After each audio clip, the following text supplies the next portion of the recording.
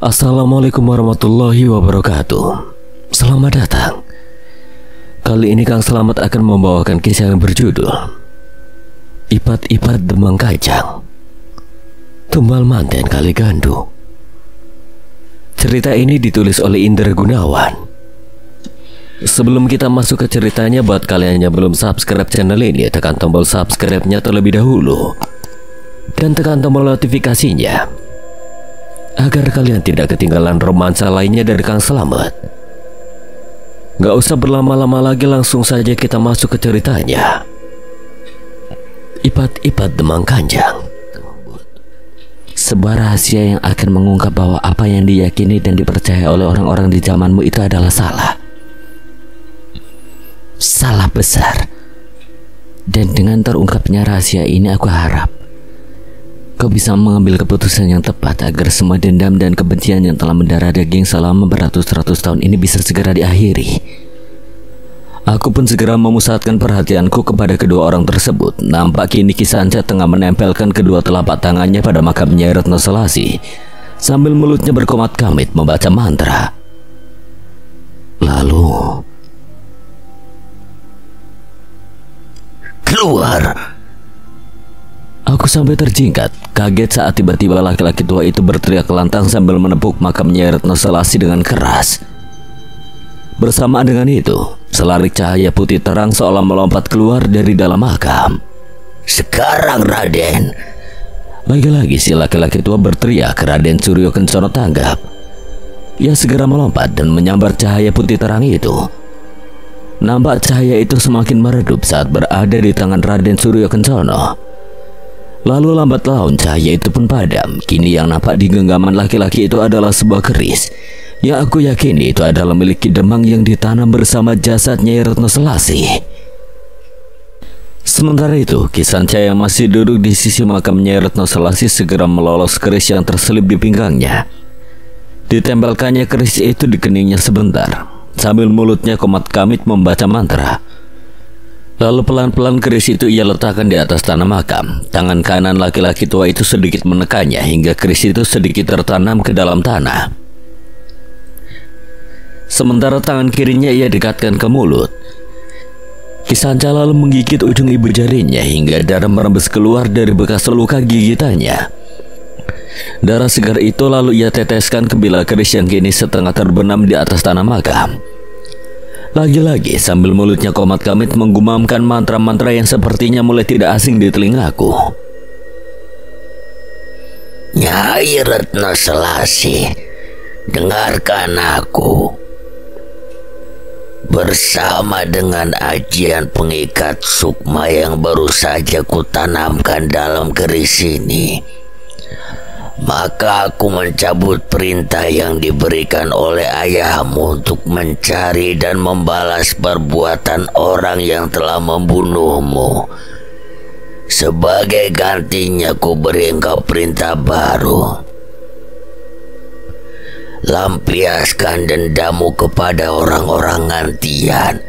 Habisi siapa saja orang Ngantian yang berani mendekati dan menikahi putra-putri Kajang. Habisi orang-orang Ngantian yang berani menginjakkan kakinya di tanah Kajang. Asap putih mengepul seiring dengan lenyapnya keris yang berada di atas makam itu. Nampak Ki Sanca tersenyum puas, tanda bahwa ritual yang dilakukannya telah berhasil. Bagaimana Ki? Beres, semua sudah selesai. Tinggal memenuhi semua janjimu padaku, Raden. Dasar kakek tua gila harta. Raden Suryo Kencana melangkah pergi meninggalkan area makam, diikuti oleh Ki Sanca yang terus tertawa terkekeh-kekeh. Keris ini sebaiknya ku apakan, Ki? Simpan baik-baik keris itu, Raden. Jangan sampai jatuh ke tangan orang yang salah, apalagi sampai ke jatuh tangan orang Ngantian. Bisa saja toh mereka melakukan ritual yang sama seperti yang kulakukan tadi. Jika mereka berhasil mendapatkan keris itu. Loh, bukankah untuk melakukan ritual itu harus menguasai ajian pengikat sukma, Ki? Yang namanya sebuah ajian, Raden, bisa dipelajari oleh siapapun, asal tahu syarat dan ritualnya. Apalagi ajian ini termasuk ajian yang sangat mudah untuk dipelajari. Cukup dengan sedikit tirakat dan mengucapkan mantranya dengan sepenuh hati, maka ajian ini bisa dikuasai. Dan bukan tidak mungkin kan pamanmu itu menyimpan atau mewariskan ilmunya pada orang lain. Dasar manusia sinting.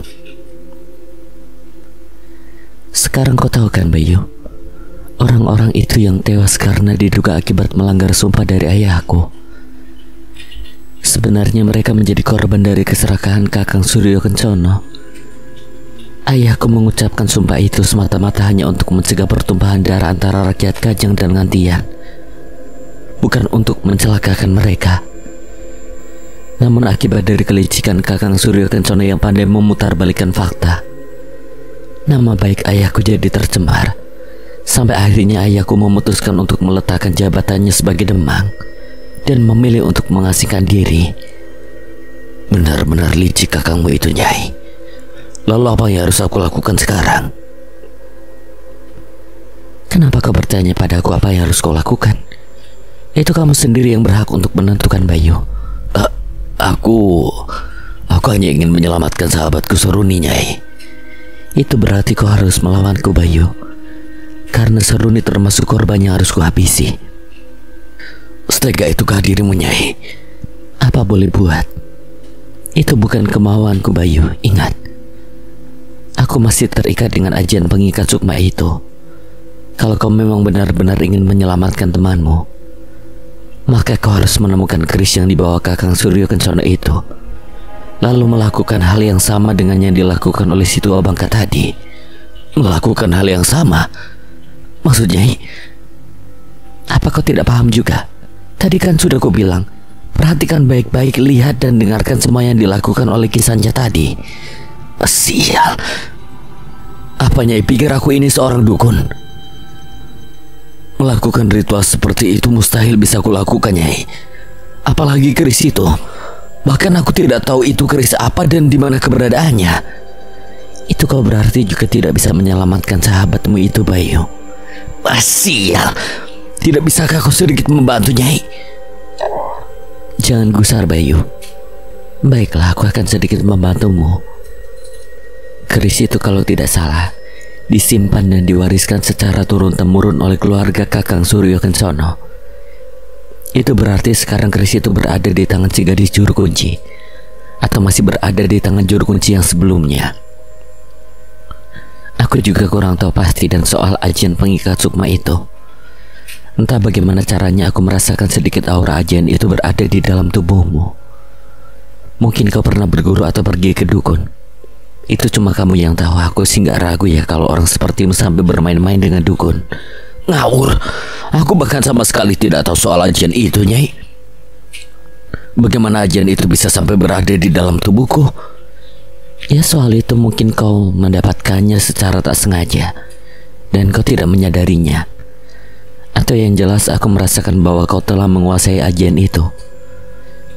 Meski masih dalam tingkat yang paling rendah, tapi itu sudah cukup kalau hanya sekedar untuk menukar keris yang ditanam oleh Ki Sanca tadi dengan keris yang dibawa oleh Kakang Suryo Kencono tadi. Meski mungkin kamu masih butuh darah dari keturunan pemilik ajian itu, karena darahmu belum memenuhi syarat untuk melakukan ritual ini. Bisa kau jelaskan secara singkat saja, Nyai? Jujur semakin engkau menjelaskan aku justru semakin bingung. Susah juga ya ngomong dengan orang dari zaman modern. Jadi intinya begini, Bayu. Dapatkan keris itu, kau bisa menanyakannya pada gadis penjaga makam itu.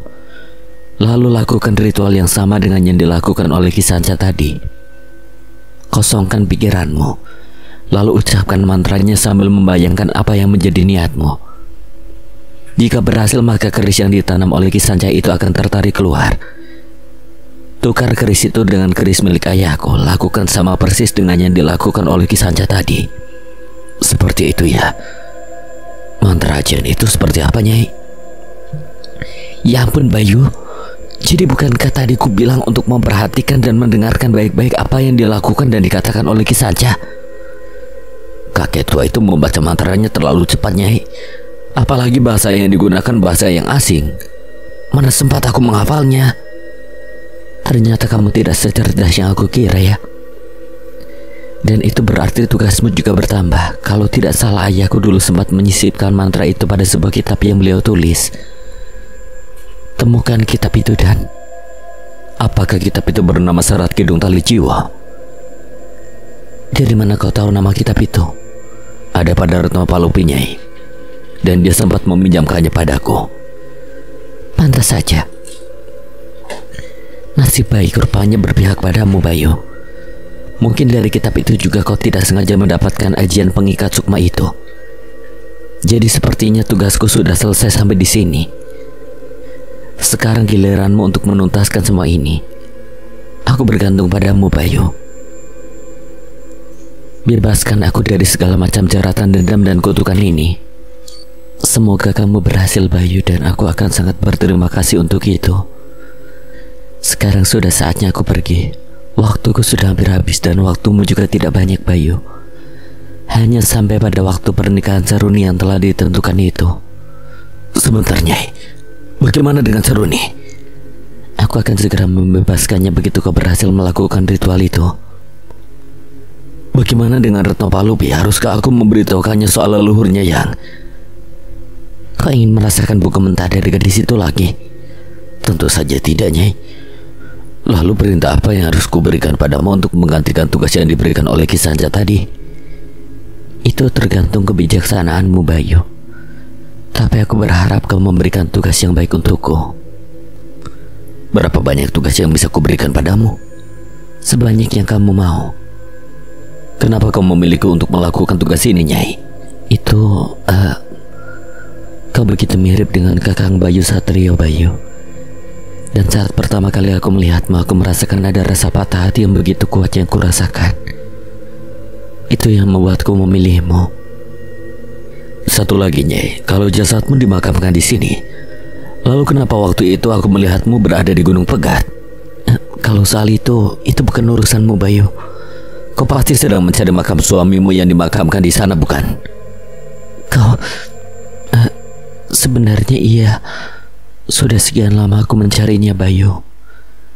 Namun sampai saat ini aku belum juga berhasil menemukannya. Andai aku bisa kembali menyatu dengan Kakang Bayu Satrio di alam ini, hanya itu yang... Jangan khawatir, Nyai. Terbesit sebuah rencana konyol di hatiku. Tidak ada salahnya kan kalau sedikit membantu arwah perempuan malang ini. Aku berjanji sebisa mungkin aku akan membantu mempertemukanmu dengan suamimu. Apa yang... Percaya saja padaku, Nyai. Anggap saja ini balas budi dariku atas apa yang telah kau tunjukkan padaku malam ini. Terserah padamu sajalah. Sudah hampir pagi, Bayu. Sudah saatnya aku pergi. Dan kau juga harus segera melakukan tugasmu itu. Selamat tinggal, Bayu. Aku berharap satu saat nanti kita bisa bertemu kembali. Perempuan itu berbalik dan melangkah meninggalkanku. Ku tatap kepergiannya hingga menghilang dari pandanganku. Selamat jalan, Nyai. Semoga engkau juga. Nyai, sial. Nyai, bagaimana caraku keluar dari dimensi ini? Nyai, tunggu, Nyai, bagaimana? Woi, siapa sih malam-malam teriak-teriak? Ganggu orang tidur aja. Terdengar suara cempreng bernada kesal dari arah kananku, disusul dengan suara dari pintu yang dibuka. Seberkas cahaya membias menerangiku yang sedang. Anjrit. Aku sampai terjengkang ke belakang begitu menyadari bahwa posisiku saat ini sedang menelungkup memeluk gundukan tanah makam. Tunggu. Makam? Itu berarti... Siapa, woi? Jangan bikin ribut di tempat orang. Kembali suara cempreng itu terdengar, disusul dengan kemunculan sosok bayangan yang melangkah mendekatiku. Retno, syukurlah kau. Astagfirullah. Aku terpeki kaget saat mencoba bangkit dan melihat arloji di pergelangan tanganku. Sudah lewat tengah malam dan seingatku tadi aku berkelana bersama Nyai Retno Selasi lebih dari 1 hari. Apakah itu berarti? Kau rupanya. Ngapain kamu masih di sini ya? Bukankah tadi aku sudah menyuruhmu untuk pergi? Tadi? Itu berarti? Hari apa sekarang? Apa maksudmu? Kau belum menjawab pertanyaanku dan malah menanyakan hari. Apa kau sudah pikun? Rat, katakan kalau malam ini masih malam minggu, Tagal. Jangan konyol, Bayu. Baru beberapa menit yang lalu kamu menggedor-gedor pintu pondokku. Jadi, syukurlah. Retno, please tolong aku. Aku benar-benar butuh bantuanmu. Tadi baru saja aku... Sudah aku bilang tidak, Bayu. Urusanmu dan juga gadismu yang bernama Seruni itu aku sudah memperingatkan dari jauh-jauh hari sebelumnya. Tapi kau tidak mau dengar. Kau justru seolah-olah ingin menentang takdir. Dan sekarang begitu ada hal buruk menimpa kalian, kau ingin melibatkanku. Tidak, Bayu. Sekarang pergilah. Daripada kau buang-buang waktu untuk merayuku, lebih baik kau gunakan sisa waktumu yang kau miliki untuk menyelesaikan masalahmu. Retno, tak kusangka kau ternyata sekejam itu. Tidak ada rasa belas kasihan di hatimu, kah? Kau dan Seruni sama-sama perempuan, dan kau juga pernah merasakan bagaimana sakitnya kehilangan orang yang kau sayangi. Apa kau tega? Jangan pernah sekali-kali kau berani mengungkit-ungkit masalah pribadiku, Bay. Baiklah, ku hargai privasimu, Nona. Tapi apa kau tetap akan tinggal diam kalau ku katakan bahwa masalah yang ku hadapi ini bukan hanya semata-mata untuk menyelamatkan Seruni, tapi juga untuk menyelamatkan warga kedua desa ini dari dosa masa lalu yang bahkan sama sekali tidak mereka ketahui. Dan yang lebih penting lagi adalah untuk membebaskan Nyai Retno Selasi dari jeratan dendam dan kebencian yang menyiksanya di alam sana. Jaga mulutmu, Bayu. Tahu apa kau salah leluhurku, ha? Sudah kuduga. Ternyata kau tidak lebih banyak tahu soal leluhurmu itu daripada aku. Perlu kau tahu, Retno, apa yang kamu dan warga sini percayai dan yakini itu adalah salah. Bukan sumpah dan kutukan dari Kidemang Kajang yang menyebabkan semua tragedi di kedua desa ini, tapi sukmanya Retno Selasi yang diperalat oleh orang yang tidak bertanggung jawab dan digunakan untuk memutarbalikkan fakta tentang sejarah desa ini. Gadis itu terdiam. Ia melangkah pelan menghampiriku, lalu dengan cepat tangannya berkelebat menyambar ke arah jaketku dan mendorong tubuhku hingga terhempas ke pokok pohon beringin di samping makam. Aku meringis menahan rasa nyeri yang teramat sangat pada tulang punggungku. Bayu, dengar baik-baik. Sekali lagi kau berani bicara ngawur tentang leluhurku, akan ku buat mulut kotormu itu tidak bisa bicara selamanya. Aku tidak bicara ngawur, Retno. Terserah kau mau percaya atau tidak. Tapi beberapa waktu yang lalu aku telah bertemu dengan Nyai Retno Selasi. Beliau telah menunjukkan semua kebenaran tentang sumpah dan kutukan dari masa lalu itu. Dan kau tahu, ternyata semua kebenaran yang diperlihatkan oleh beliau sangat jauh bertolak belakang dengan apa yang dipercayai oleh orang-orang selama ini. Konyol, kau pikir aku akan percaya dengan semua omong kosongmu itu, ha? Aku tidak memaksamu untuk percaya, Retno. Tapi aku berharap nanti kau tidak akan menyesal karena tidak mempercayai kata-kataku.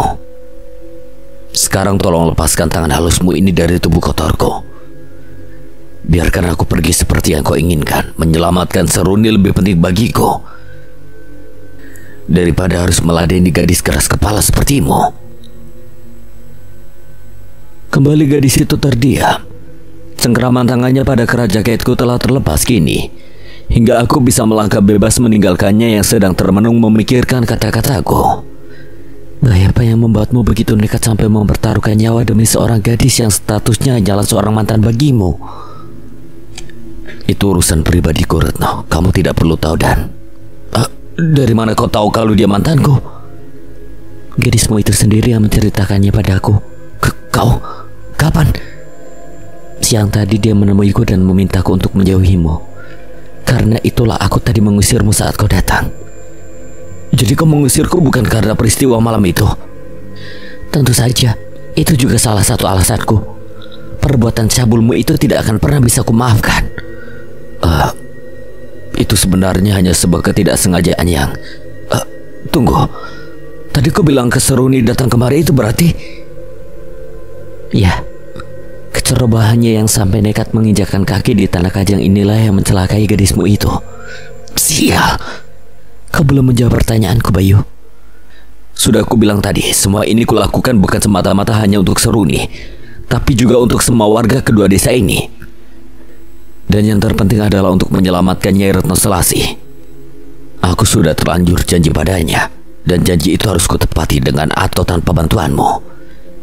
Jadi semua yang kau bilang tadi benar? Apakah tampangku nampak seperti seorang pembohong? Lalu apa yang akan kau lakukan sekarang? Aku akan mencari. Apa kau menyimpan sebuah keris peninggalan dari leluhurmu? Keris? Ya, keris itulah yang menjadi sumber dari segala masalah ini. Kalau boleh aku ingin meminjamnya sebentar saja. Meminjam untuk apa? Sudah aku bilang tadi, keris itu yang menjadi sumber dari segala masalah ini.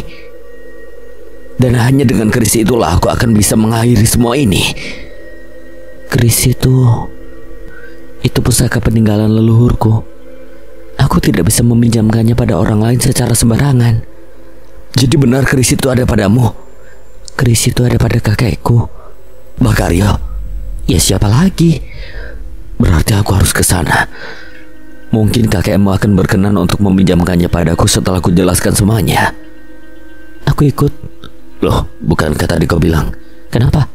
Salah kalau aku pulang ke rumahku sendiri? Gadis itu melangkah mendahuluiku. Aku hanya bisa geleng-geleng kepala sambil mengikuti langkahnya. Sungguh gadis yang aneh. Sikapnya yang sangat mudah berubah-ubah membuatku sedikit ragu akan kewarasannya. Tersaruk-saruk aku mengikuti langkah gadis itu yang begitu lincah menyusuri jalan setapak dalam kegelapan. Gadis itu hanya berdiam tanpa menoleh. Apa yang membuatmu tiba-tiba berubah pikiran? Siapa yang berubah pikiran? Ya kamulah. Tadi kamu ngotot gak mau bantu aku, tapi sekarang siapa juga yang mau membantumu? Lalu? Aku hanya tidak ingin dihantui perasaan bersalah untuk yang kesekian kalinya kalau sampai terjadi sesuatu terhadapmu. Lagi pula niatmu untuk mengakhiri kutukan di kedua desa ini sepertinya lumayan keren juga.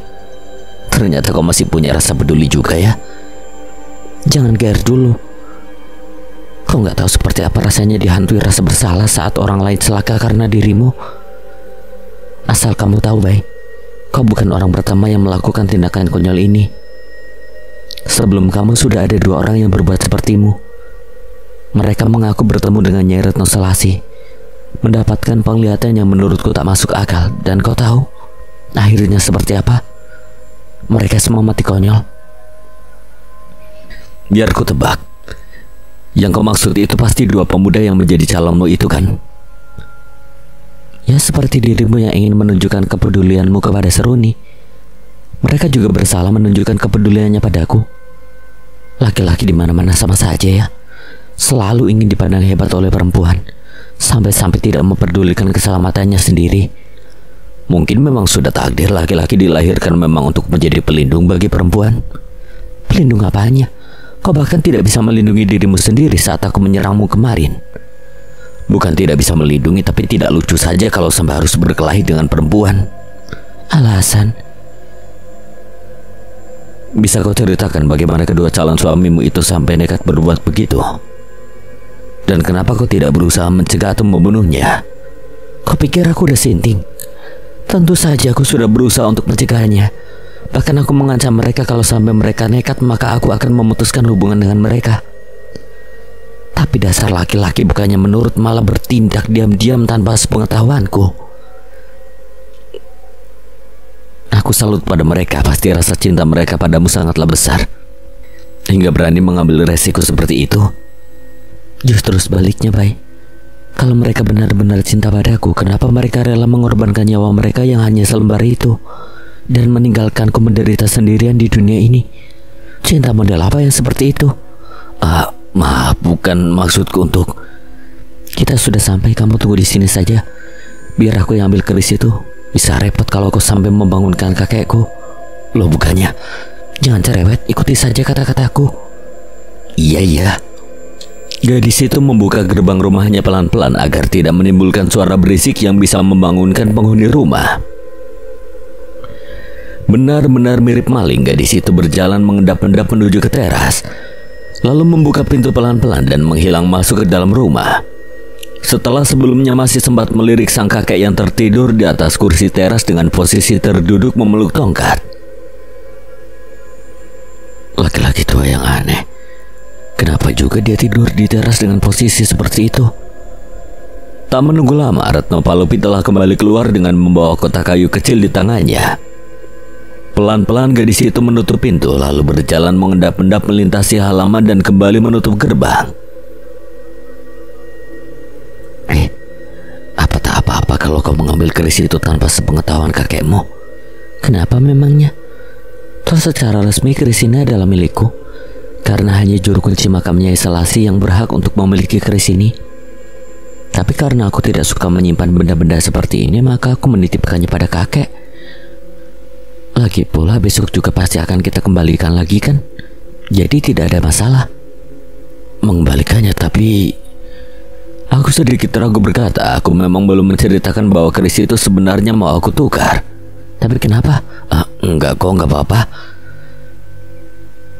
Lebih baik aku tidak usah menceritakannya, bisa repot urusannya kalau harus kembali berdebat dengan gadis itu. Apalagi waktuku sudah tidak banyak lagi. Kami pun berjalan dalam diam hingga sampai kembali ke punden. Ada rasa bimbang di hatiku. Mampukah aku menyelesaikan semua ini sedang orang-orang sebelum aku, kedua calon suami Retno Palupi itu keduanya gagal dan harus kehilangan nyawa mereka? Kenapa malah diam begitu? Sebentar Retno, biar aku menenangkan pikiran dulu. Baik. Ini terakhir kalinya aku ingatkan. Kalau kamu ragu, lebih baik batalkan saja niat konyolmu itu. Semua yang kau lakukan ini tidak sebanding dengan... Tidak Retno, hatiku sudah mantap, aku tidak mungkin membatalkannya. Tapi aku butuh bantuanmu sekali lagi. Baik. Aku salut padamu, jadi tunggu apa lagi? Katakan. Apa yang bisa ku bantu, dan kali ini akan aku pastikan bahwa tidak akan ada korban yang mati sia-sia lagi. Terima kasih Rat. Selain keris itu, aku juga butuh serat kidung tali jiwa yang kemarin, juga senter untuk penerangan. Baiklah, sebentar aku ambilkan. Nih, kamu pastikan apakah keris ini benar-benar keris yang kamu maksud. Gadis itu memberikan kotak kayu yang sejak tadi dibawanya, lalu berjalan cepat masuk ke dalam pondok. Aku sendiri segera membawa kotak kayu itu ke makam Nyai Retno Selasi. Sambil duduk bersila di atas tanah, ku buka kotak itu, lalu dengan tangan gemetar ku keluarkan keris itu dari dalam kotak.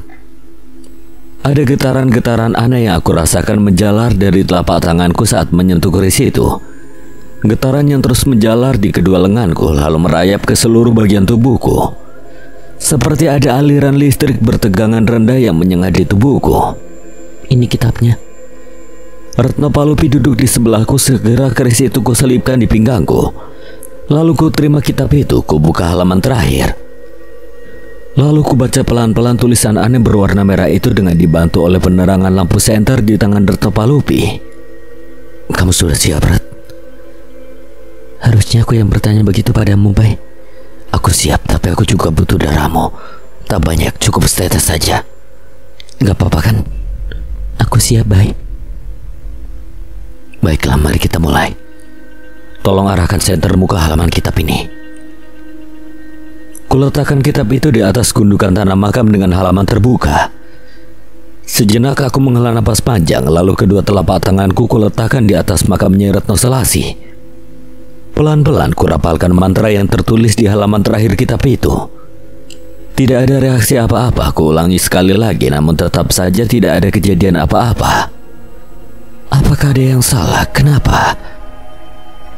Kosongkan pikiranmu, Bay. Fokus pada apa yang telah kamu niatkan. Kembali terngiang pesan dari Nyai Retno Selasi itu.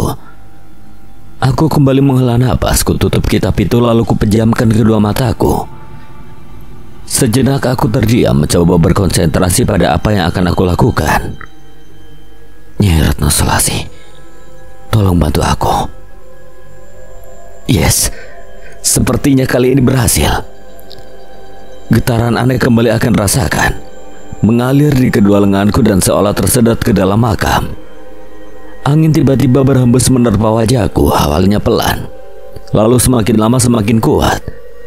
seiring dengan bertambahnya getaran yang mengalir di kedua lenganku. Ku coba mengangkat kedua telapak tanganku dari atas makam. Terasa begitu berat, seolah ada kekuatan tak kasat mata yang menahannya. Sekuat tenaga aku mencobanya kembali, masih berat meski pelan-pelan telapak tanganku mulai terangkat. Bersamaan dengan sesuatu yang sepertinya ikut tertarik keluar dari dalam makam. Ku kerahkan semua tenaga yang kupunya hingga telapak tanganku sedikit demi sedikit mulai terangkat. Angin bertiup semakin kencang menerbangkan dedaunan kering yang berserakan di sekitarku. Tiba-tiba dari dalam makam keluar selarik cahaya kemerahan yang dengan segera melesat dan menerjang ke arahku. Tak ayal aku pun terlempar ke belakang hingga punggungku mendarat tepat di tembok punden. Aku mengerang keras selain karena merasakan sakit yang teramat sangat di bagian punggungku. Aku juga merasakan ada sesuatu yang tidak terlihat yang mencengkeram leherku. Cengkeramannya begitu kuat hingga membuatku tidak bisa bernapas sama sekali. Aku meronta sejadi-jadinya sambil berusaha membebaskan diri dari cengkeraman itu. Tapi usahaku ternyata sia-sia. Kekuatan tak terlihat itu semakin kuat mencekikku seolah ingin menghancurkan tulang leherku. Bayi, apa yang terjadi? Bertahanlah, Bayi, bertahanlah. Lawan apa punya? Di sisa-sisa kesadaran yang kumiliki samar-samar masih kudengar suara Retno Palupi yang terdengar panik. Juga tangan-tangan mungilnya yang mengguncang-guncangkan bahuku. Napasku semakin tersendat, kesadaranku sedikit demi sedikit mulai menghilang. Rasa sesak di dadaku seolah ingin meledakkan paru-paruku, seluruh tubuhku mengejang kaku. Seolah nyawaku telah bersiap untuk hengkang meninggalkan ragaku. Bayu. Jerit Retno Palupi terdengar semakin samar dan semua menjadi gelap. Aku pun tidak ingat apa-apa lagi. Samar-samar masih kudengar jeritan Retno Palupi sebelum akhirnya kesadaranku benar-benar mulai menghilang dan semua menjadi gelap. Dalam sisa-sisa kesadaranku masih bisa kurasakan hembusan angin kecil di depan wajahku. Seolah ada benda yang melintas tepat di hadapanku disusul dengan suara seperti sesuatu yang menancap pada benda lunak. Dan bersamaan dengan itu pula cekikan yang kurasakan di leherku kurasakan mulai sedikit mengendur.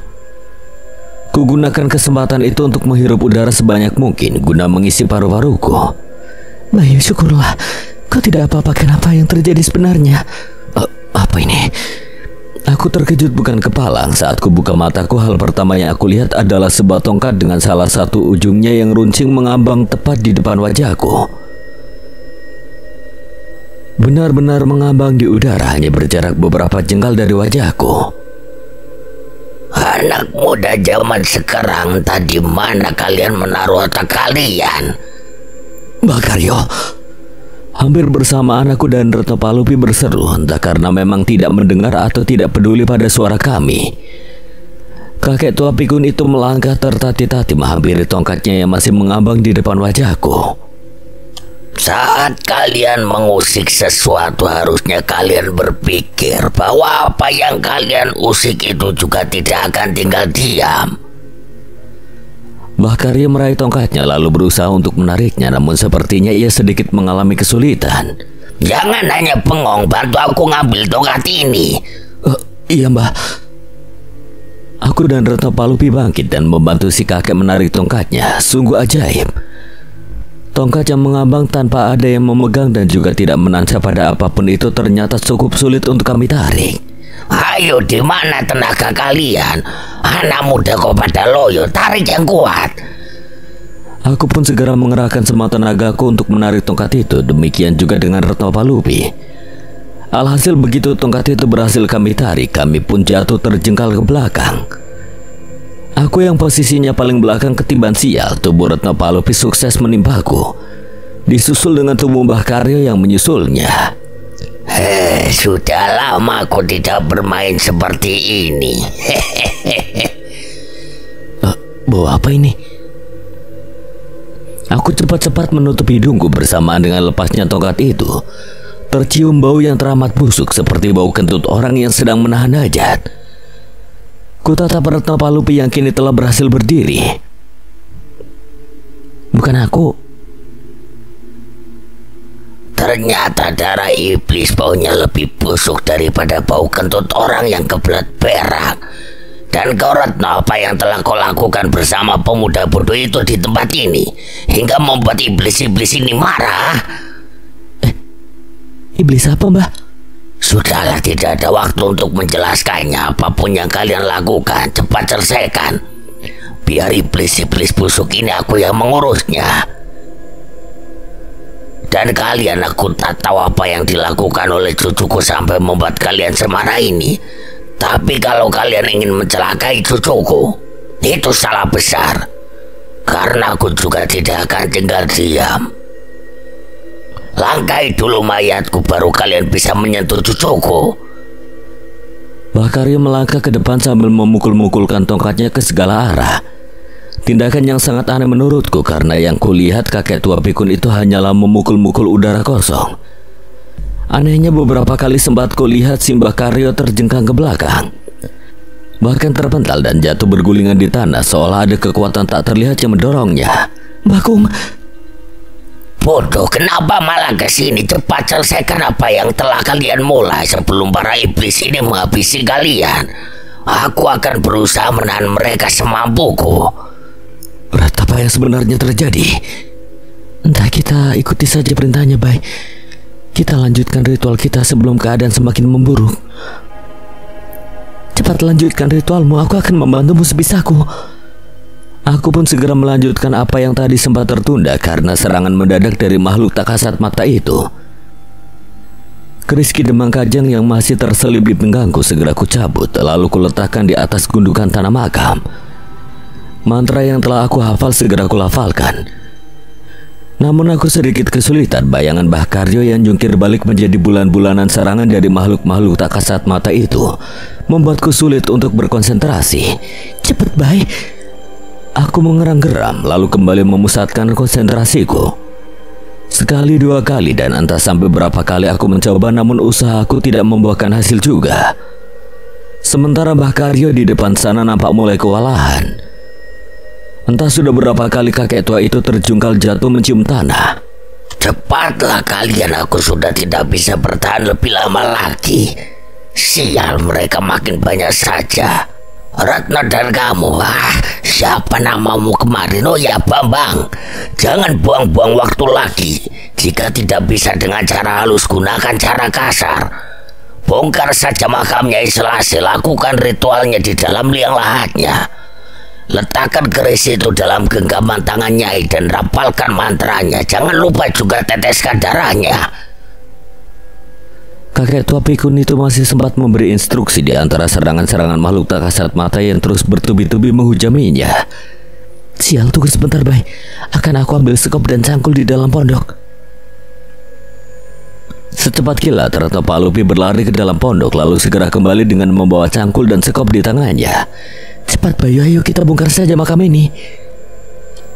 Bukan hal mudah untuk menggali makam yang telah berusia ratusan tahun meski sekarang musim penghujan dan tanah sedikit basah. Namun kondisi tanah yang berada di bawah naungan pohon beringin raksasa itu sangatlah padat. Keringat mulai mengucur membasahi sekujur tubuhku seiring dengan napas yang semakin memburu. Hal yang sama juga dialami oleh Retno Palupi. Semakin dalam kami menggali maka semakin padat dan keras juga tanah yang kami gali. Dengus nafas kami semakin memburu seiring dengan semakin lemahnya tenaga kami yang mulai terkuras habis. Terus kali, Bay. Terus, jangan menyerah, atau kita semua akan mati konyol di sini. Harapan kembali muncul saat ujung sekopku menghantam benda keras. Kami semakin cepat menggali. Tutup peti mati yang terbuat dari kayu jati pilihan itu mulai terlihat. Kita berhasil, Bayu, kita berhasil. Retno Palupi seperti orang kesurupan. Ia berteriak-teriak sambil tertawa lalu disusul dengan tangisannya sambil tangannya semakin cepat menggali. Sudah cukup, Retno. Kita buka tutup peti mati ini. Aku berusaha menenangkan gadis itu. Ku coba untuk membuka tutup peti mati itu dengan mencongkelnya dengan ujung sekop. Cukup sulit ternyata. Entah bagaimana cara orang zaman dulu membuat peti mati yang sekuat ini. Tutup peti itu seolah menyatu dengan peti di bawahnya. Minggir, Bayu. Retno Palupi mendengus keras. Gadis itu mengangkat cangkulnya tinggi-tinggi, lalu dengan sekuat tenaga menghantam ujung cangkul yang tajam itu pada tutup peti mati itu. Terdengar suara berderak keras. Ujung cangkul yang tajam itu berhasil menancap dan menjebol salah satu sisi dari tutup peti mati. Entah sekuat apa tenaga yang dimiliki oleh Retno Palupi sampai gagang cangkul yang dipegangnya itu pun ikut patah menjadi dua. Cepat Bayu, bongkar tutup peti mati ini. Ucapan Retno Palupi segera menyadarkanku. Dengan segera aku mencongkel bagian yang telah jebol dari tutup peti mati itu dengan ujung sekop.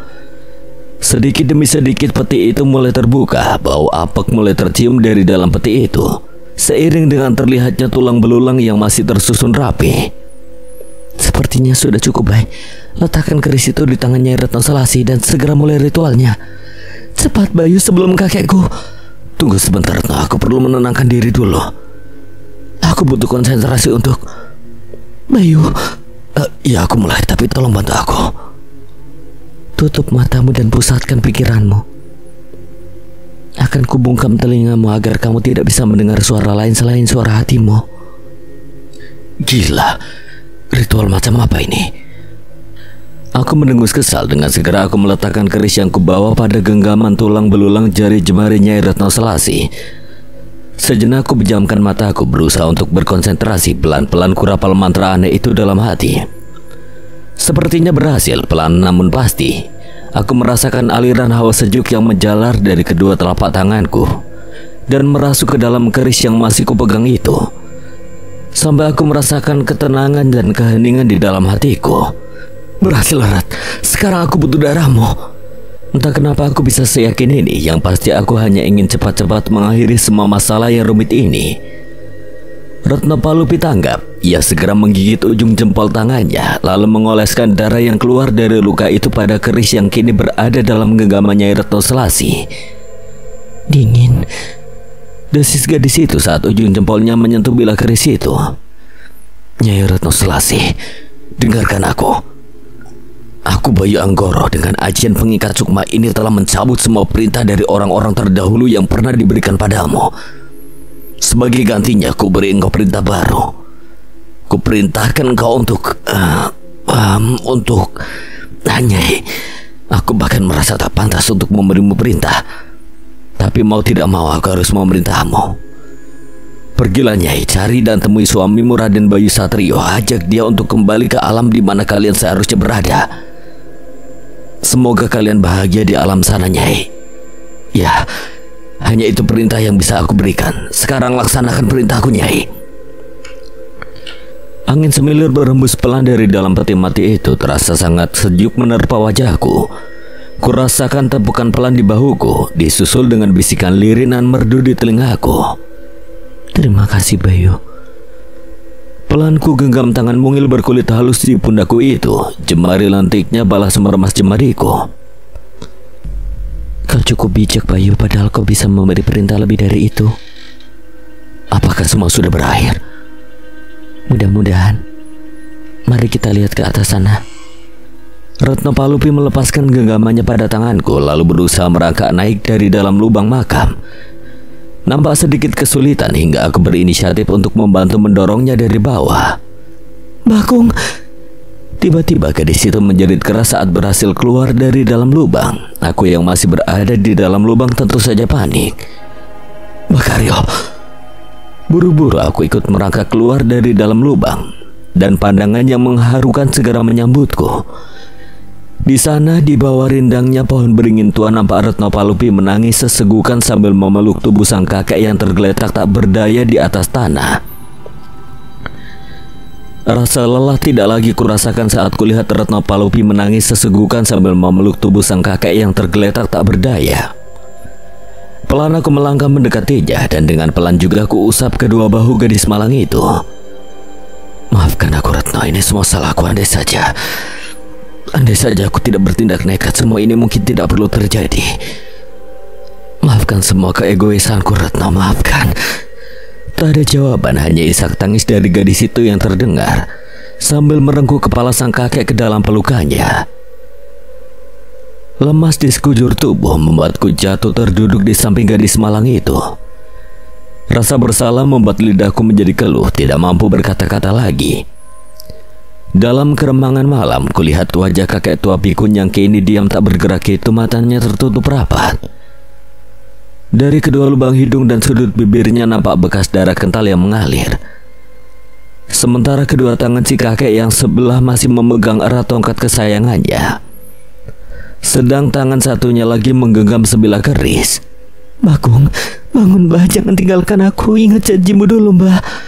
Bakung tidak akan pergi sebelum melihat aku bahagia dipersunting oleh seorang laki-laki tampan. Tepati janjimu Mbah, masih banyak janji yang belum kau penuhi pada cucu semata wayangmu ini Mbah. Tapi kenapa Bakung justru pergi di saat seperti ini, bahkan sebelum cucumu ini? Anak bodoh. Tiba-tiba tubuh kakek tua itu menggeliat, disusul dengan suara batuk-batuk yang keluar dari mulutnya. Darah kental kembali muncarat dari mulut si kakek tua itu, membasahi celana jeans yang dikenakan oleh Retno Palupi. Bakung, syukurlah Mbah. Simbah, Kenapa kau menangis ya? Sudah sering ku bilang kalau aku paling tidak suka melihat cucu semata wayangku ini menangis. Masih ada harapan, Rat. Lebih baik cepat kita bawa kakekmu ke rumah sakit. Kamu pemuda yang gak punya sopan santun ya, bicara dengan bisik-bisik begitu di hadapan orang tua. Sungguh tidak sopan. Kakek itu menghardiku sambil tangannya yang memegang tongkat sedikit terangkat. Mungkin niatnya hendak memukulku, namun tenaganya sudah terlalu lemah. Tangan itu kembali terkulai di atas tanah. kita ke rumah sakit ya Mbak, biar... Retno, hentikan tangismu. Apa kau tidak senang melihat kakekmu ini bahagia? Hidup selama lebih dari 100 tahun itu sangat membosankan. Dan hanya kematian yang paling diharapkan oleh orang sepertiku ini. Jadi jangan kau tangisi kakekmu yang sedang menyambut kebahagiaannya ini. Mati dengan cara seperti ini merupakan cara kematian yang sangat menyenangkan. Jangan coba-coba untuk mengobatiku atau membawaku ke rumah sakit, karena aku gak mau kalau aku nanti tidak jadi mati. Mbak, ya Simba tahu. Simba masih punya janji padamu, dan sebelum nyawa Simba yang cuma selembar ini melayang, Simba akan tepati janji Simba. Kau anak muda, siapa namamu? Simba boleh memanggilku Bambang. Aku suka nama itu, Mbah. Iya Bayu, nama yang sangat bagus, Le. Meski kau terlihat agak bodoh, tapi aku tahu kau pemuda yang baik. Jadi ku harap kau tidak keberatan kalau sebelum aku mengembuskan napas terakhirku ini, aku menitipkan cucu kesayanganku ini padamu. Jaga baik-baik cucuku ini, Le. Jangan pernah sekali-kali engkau membuatnya menangis. Oh iya, satu lagi. Keris ini, meski aku sudah melenyapkan semua demit yang bersemayam dalam keris ini, tapi tak ada salahnya kalau keris ini kalian lenyapkan saja, daripada satu saat nanti kembali menimbulkan malapetaka. Baik, Mbah. Aku berjanji akan melaksanakan pesan Simba ini. Kalian tentu sudah sangat lelah setelah menggali makam Nyai Retno Selasi tadi. Jadi besok pagi kalian tidak perlu lagi menggali makam baru untukku. Kukira aku akan sangat bahagia jika dikubur bersama leluhurku yang makamnya telah kujaga secara turun-temurun. Isak tangis Retno Palupi semakin menjadi-jadi, hingga aku tanpa sadar merengkup bahunya dan menariknya ke dalam pelukanku. Simba rasa sudah cukup pesan dari Simba. Kalian lihat sudah ada bidadari yang diutus untuk menjemput Simba. Coba kalian lihat itu bidadari yang sangat cantik jelita. Tentu aku tidak akan pernah merasa kesepian di liang kubur nanti, karena ditemani oleh bidadari secantik itu. Dengan tangan lemahnya Mbah Karyo menunjuk ke arah pintu punden seperti di komando aku dan Retno Palupi menoleh ke arah yang ditunjuk oleh laki-laki tua itu. Seruni. Hampir serempak aku dan Retno Palupi berseru melihat gadis itu berdiri mematung di pintu punden. Boleh aku masuk? Suara gadis itu nyaris tak terdengar. Aku menatap ke arah Retno Palupi, meminta persetujuan. Gadis itu hanya mengangguk lemah. Pelan Seruni melangkah masuk ke dalam punden, lalu ikut duduk di sebelahku. Apa yang sebenarnya terjadi? Mbah Kung. Belum sempat aku menjawab, Retno Palupi kembali meraung saat mendapati sang kakek kini benar-benar telah pergi. Mendung hitam menggelayut di ufuk timur sana. Langit seolah ikut berduka, gerimis yang turun rintik-rintik bagaikan air mata bidadari yang tumpah membasahi bumi, menangisi kepergian seorang Mbah Karyo yang dimakamkan pagi itu. Punden yang biasanya sunyi senyap kini dipenuhi oleh para pelayat, bukan saja dari warga desa Kajang, tapi juga keluarga besar Kartomartono dari desa Ngantian. Tidak ada yang mempermasalahkan lagi soal pantangan dan sumpah kutukan itu atas perintah Seruni. Semua keluarga Martono datang ke Punden Kajang, bahkan gadis itu rela menunda acara pernikahannya demi untuk memberi penghormatan terakhir kepada Mbah Karyo. Isak tangis terdengar pilu di antara doa-doa yang dikumandangkan oleh para pelayat. Retno Palupi yang biasanya selalu tampil tegar kini seolah tak berdaya dalam pelukanku. Gadis itu bahkan sempat histeris saat gundukan tanah merah itu mulai menimbun peti mati yang berisi jasad sang kakek. Hari semakin siang, gerimis pun mulai mereda. Satu persatu para pelayat mulai membubarkan diri.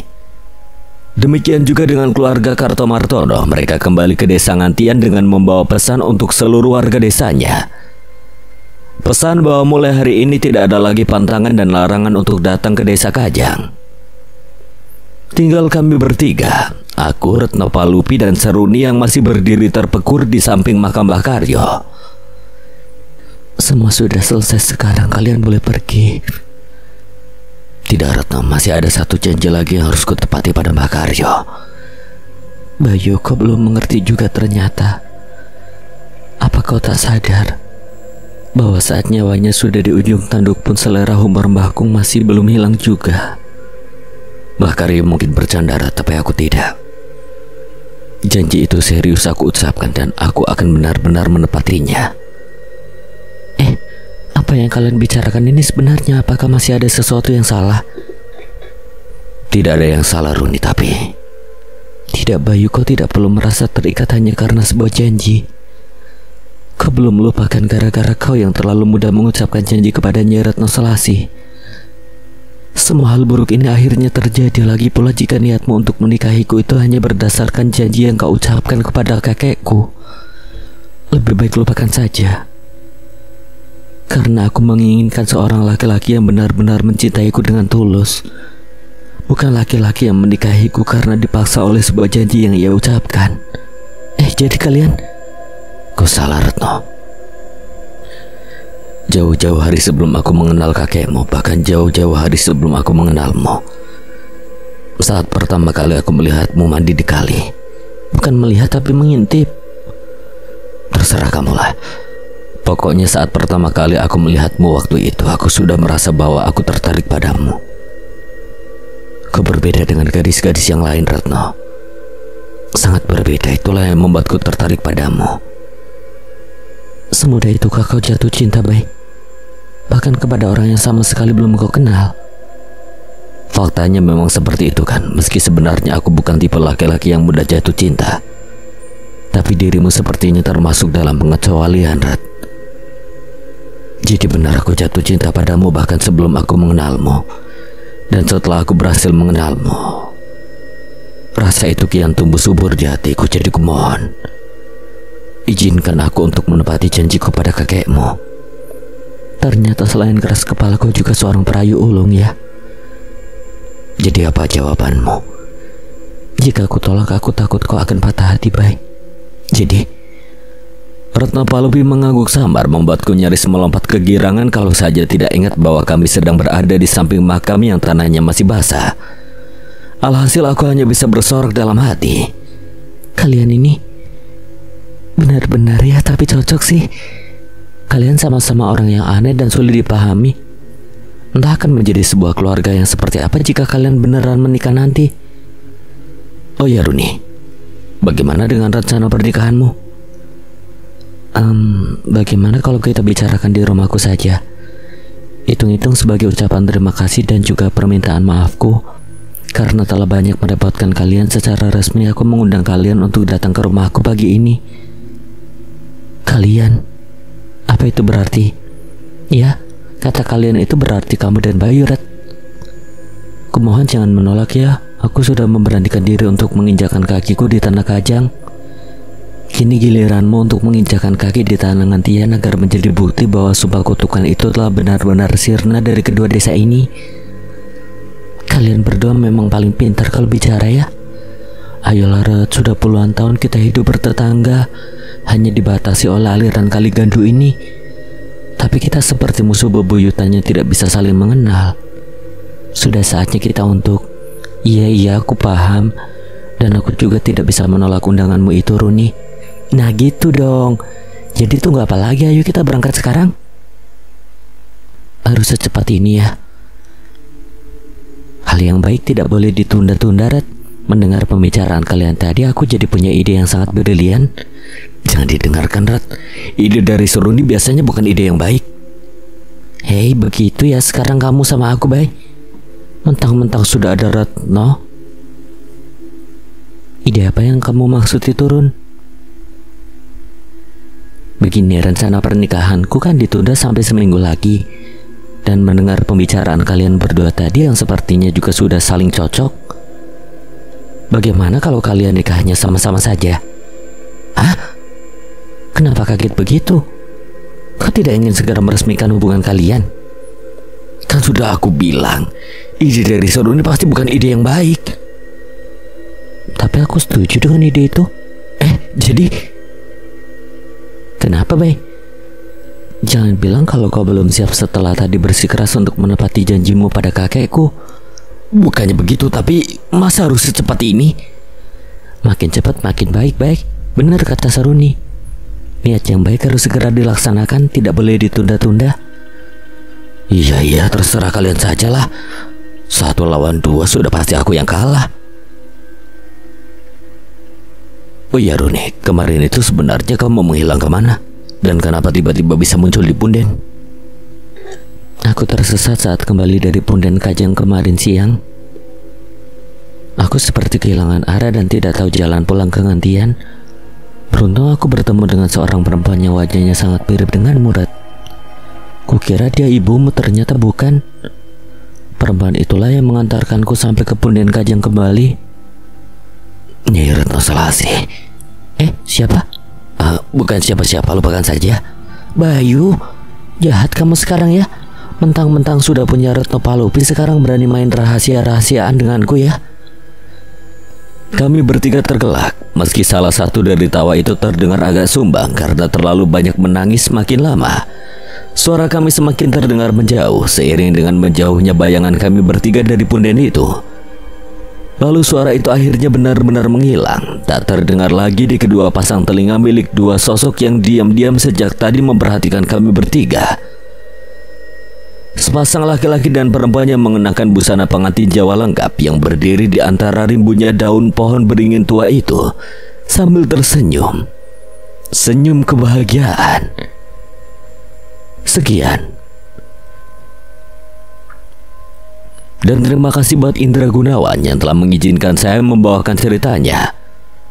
Apabila ada kesalahan atau kekurangan, Kang Selamat memohon maaf sebesar-besarnya dan akhir kata Kang Selamat pamit undur diri.